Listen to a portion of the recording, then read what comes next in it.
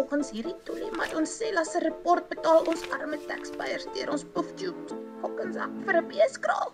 Dit maak my lus vir steak. Hier is iets oor 'n swembad.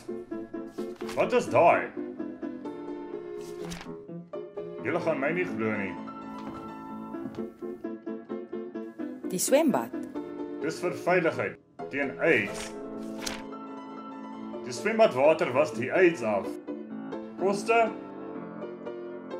$500,000. Wat van sy stort? Dit sê nie. Die doos het mos nou meer vrouens.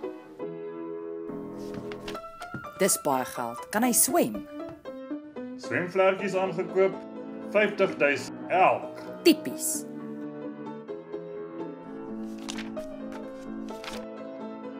Tuckshop wat net Viagra verkoop. 4 miljoen. Paving sodat die bitches nie meer poes nie. 4 miljoen. Dit het fokol met security uit te waai.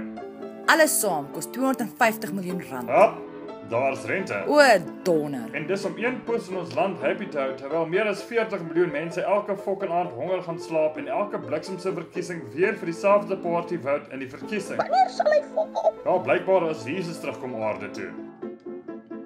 Holy cow! Ek sal nie te veel daaroor worry nie, aangesien Julius Malema se paar van die kakdom vote score in die ANC tot net onder die 50% sal bring. Ons kan Australië toe trek en maak of ons happy is en op News24 elke dag bitch in die comment. Maar Naspers is van die duiwel af. Nou maar cancel jou fucking DStv Ek subscription. hou te veel van Banshee. Ek ook.